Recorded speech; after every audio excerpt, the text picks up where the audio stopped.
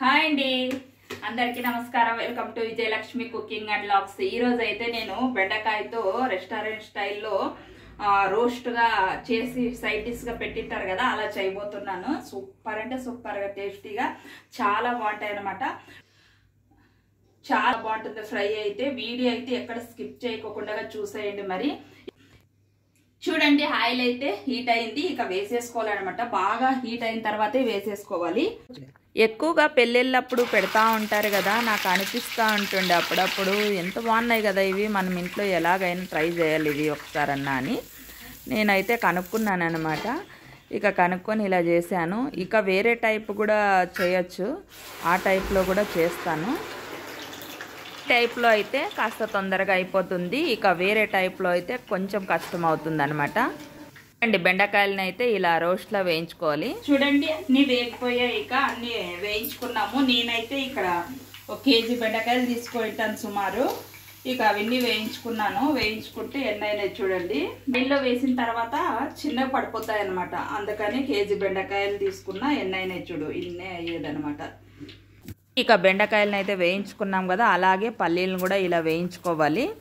ఇక వేయించుకొని ఇవి కూడా పక్కకు వేసేసుకోవాలి ప్లేట్లో. ఇక చూడండి, అలాగే వెల్లుల్లి అనమాట కచ్చపచ్చగా దంచుకొని ఇలా గరిటలోనే ఇలా వేయించుకోవాలి. అలాగే కరివేపాకు వేయించుకొని వేసేసుకోవాలి. అలాగే కాస్త సాల్ట్, అలాగే టేస్ట్కి తగినంత కారము వేసేసుకొని ఒకసారి బాగా కలిపేసుకోండి. చూడండి, ఇలా బాగా కలుపుకోవాలన్నమాట. చూడండి, ఎంతో సింపుల్గా చేసేసుకున్నాం కదా, ఇంతేనండి. చాలా అంటే చాలా ఈజీగా అయిపోతుంది. టేస్ట్ అయితే సూపర్ ఉంటాయి అన్నమాట, చాలా బాగుంటాయి.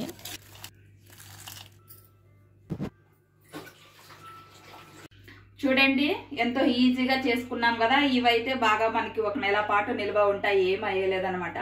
ఒక గాజు సీసాలో వేసుకొని పెట్టుకోండి, లేదంటే ఒక ప్లాస్టిక్ డబ్బాలో వేసి పెట్టుకోండి. చాలా బాగుంటాయి అన్నమాట. ఇక టేస్ట్ ఎలా వచ్చాయనే చూద్దామా.